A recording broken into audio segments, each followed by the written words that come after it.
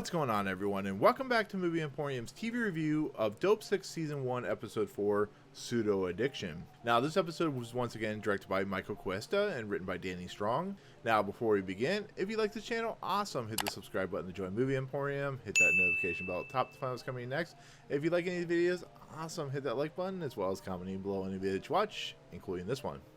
Okay, so this episode is an addiction episode. Everybody seems to be addicted in this episode. It actually jumps a year through most of the characters' lives from the last episode. And as we know in the last episode, Fennix gets hurt and he's offered 20 milligrams of Oxycontin as part of his dosage. And so this episode, once again, broken up into parts. We see all angles. We see less of the Purdue stuff, but we see a lot of like Betsy stuff and Fennix and, you know, Rick and Randy and all that stuff. So we'll kind of break it down from character to character. So now we're in 1997, and this is the Fennix and, of course, Betsy stuff. And we have a bunch of kids that start out this episode, and these kids are basically snorting opiates. They're snorting Oxycontin at this point, which is insane to begin with. But one of their friends, of course, ODs, and they do the best thing they possibly can. They take this poor kid to a trailer park complex, leave him there to pretty much die. He's overdosing. He's going to die, basically, unless somebody finds him. So this is the addiction. People are now snorting this stuff. They are now highly addicted. We have Betsy, who is constantly is 100% addicted. She has a friend named Walt, who's a drug dealer who Fennix talks to later. They are constantly trying to find ways to get this Oxycontin so they can sell it, so they can take it, so they can get the high. And the more and more they take it, the less and less they're able to become addicted because of the way the body works and stuff like that. But like I said, Betsy is now a complete addicted. She's an addict. She works at a gas station now instead of the coal mine, which was a major incident. Grace one night pops up just out of the blue. They start talking. It's very awkward. She becomes kind of important a little later in the story. But like I said, Betsy's friend Walt offers a chance to go down to Florida because they're starting to dry up in the Virginia hometown that they live in. So after everything's said and done, they go down there, and Betsy sees a doctor who's a really creepy quid pro quo type of individual.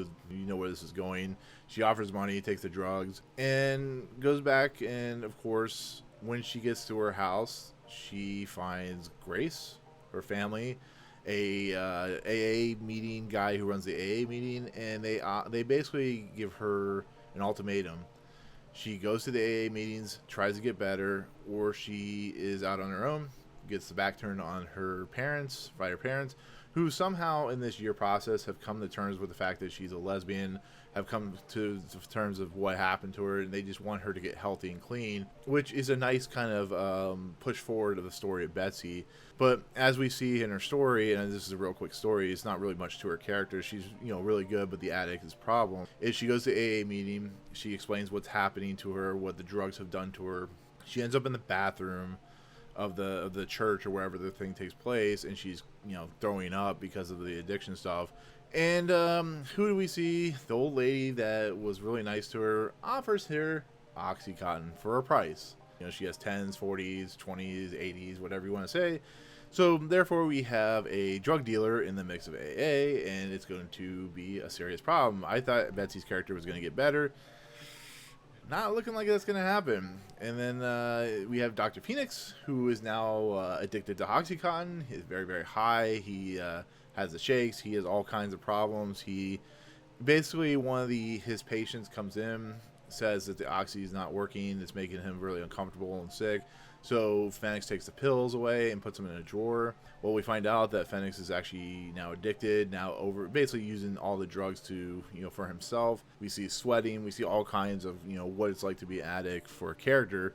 Now, with that said, I thought Fennix's character is a little wonky in his, his use of what it's like to be an addict. But Billy, the William Poulter character, shows up.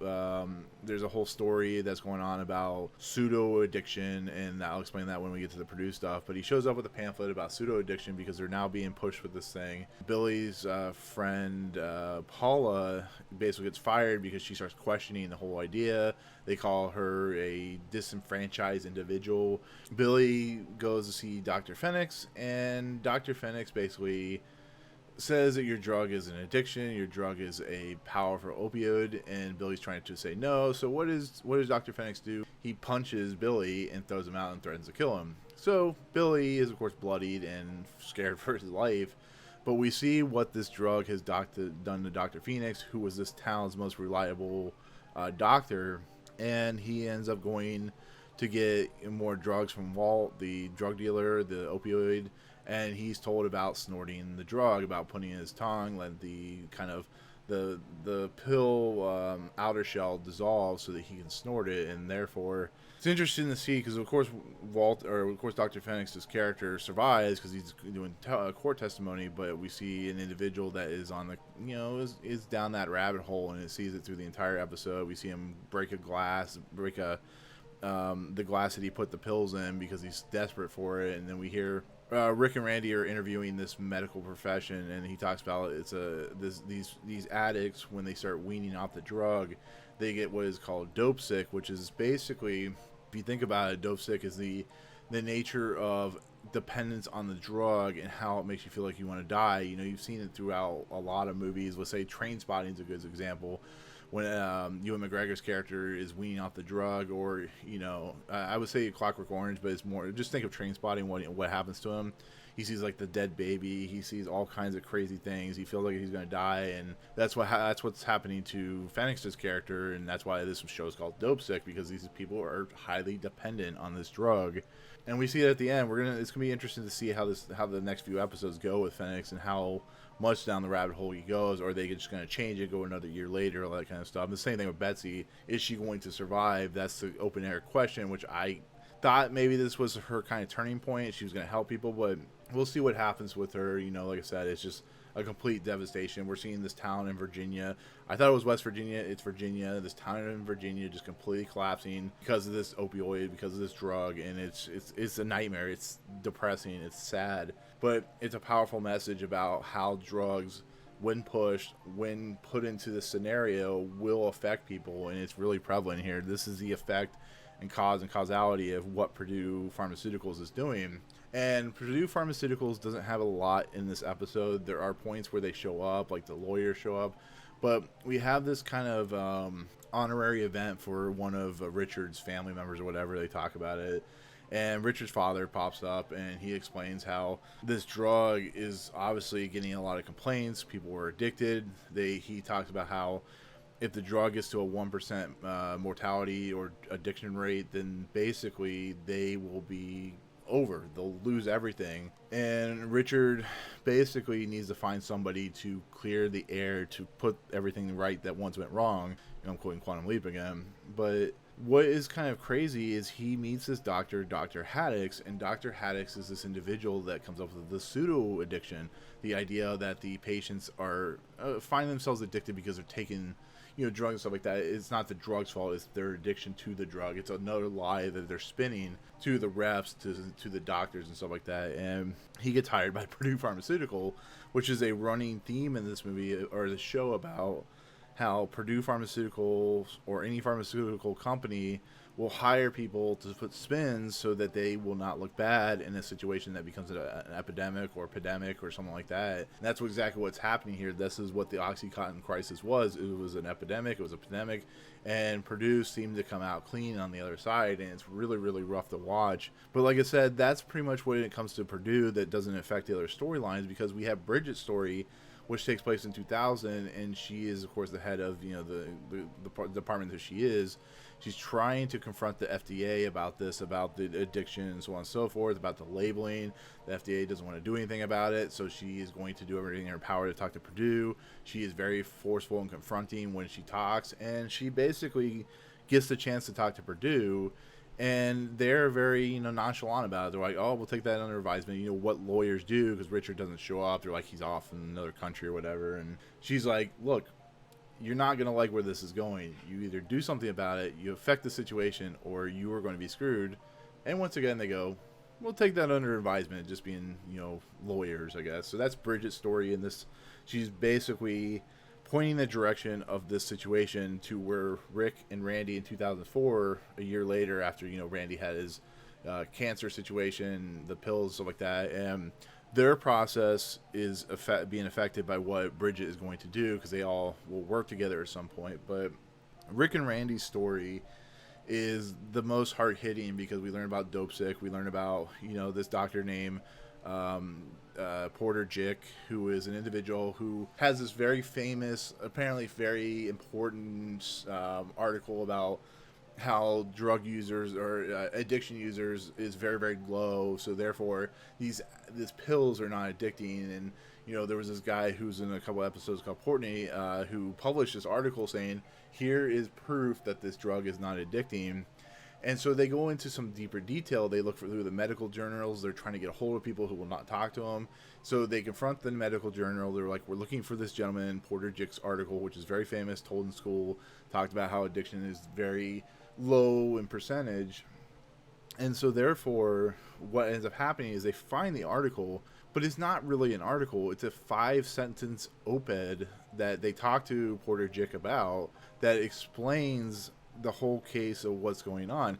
He basically interviewed a small amount of people, found in his own patients that not a lot of people were getting addicted, posted that, and got a lot of publicity, and therefore it blew up. He didn't even know what was going on. He talks about how he has much bigger journal articles that he's written, the things that doctors do to get published. And when you're sitting there watching it, you realize what exactly is going on. This is every company in the world.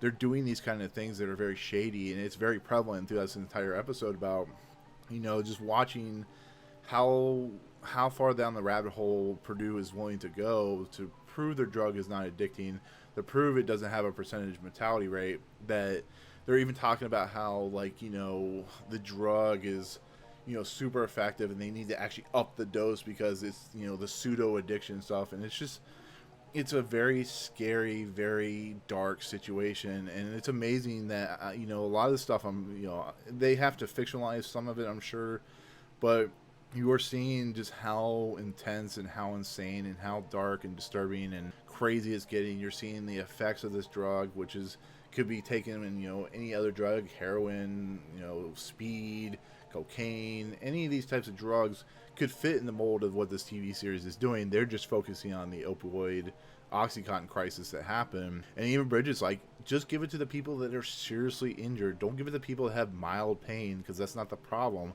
You're giving it to people who are going to get addicted, who don't need this stuff. And of course, Purdue's like, I don't know, whatever, it's going to happen. And you see that with the FDA.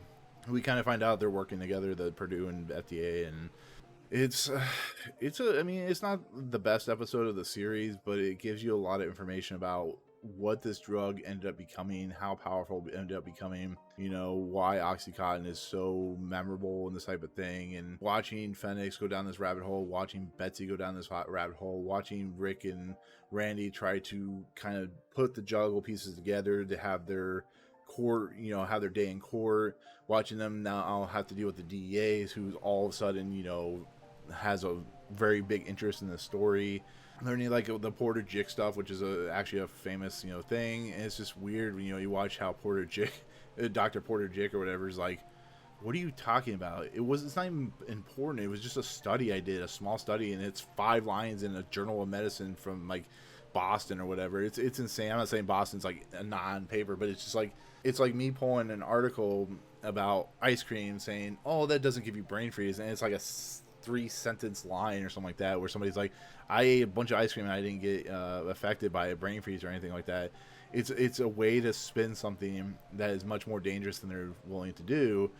And like I said, you see it through the addiction process, you see it through the peddlers, you see it through the corporations that spin it so they can make the money. They make billions of dollars, and everybody outside of Purdue is basically falling apart. And then you see the knights in shining armor like Rick and Randy and Bridgett just going, this needs to be fixed, and it needs to be fixed now. And the hill these people had to climb, like I said, you look at something like Traffic, or you look at something like Aaron Brockovich, and it's a crazy thing to watch. I'm gonna be honest, this is a very hard thing to watch when it comes to this show, but it's very impactful. And outside of the Dr. Fennix stuff, which is a little rough around the edges, I think he's getting a little too goofy for his own taste, but you see the effects. I think Betsy is having the most cause and causality of the show, but We'll see how it plays out. Like I said, the next episode appears next week. We'll find out where this rabbit hole leads. But right now, that's the pieces in a nutshell,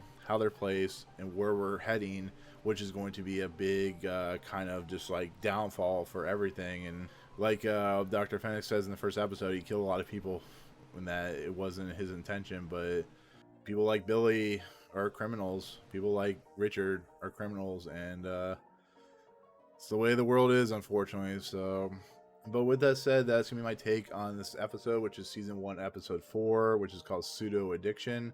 If I were to give it a review, I'd probably give it 8.5 out of 10. Still a great episode. Still has some problems like with the pacing and stuff like that. When it goes back and forth, it can be a little confusing. But with that said, that'll be it. That'll be my take on Dopesick season 1, episode 4, which is called Pseudo Addiction. Thank you so much for watching. Comments below. Let me know what you thought of the episode. Did you like it? What was your overall take of the episode? What do you see coming forward? All that good stuff. Also, apologize for the loud music in the episode 3. It was not my intention to blow out your eardrums, but it happens, unfortunately. So I do hope you at least enjoy some of that breakdown of those 3 episodes. So, but anyways, if you like what you see on the channel, hit the subscribe button to join Movie Emporium. Hit that notification bell at the top to find what's coming next. And if you like any of these videos, awesome, hit that like button. And as always, see you guys in the next video. Peace out.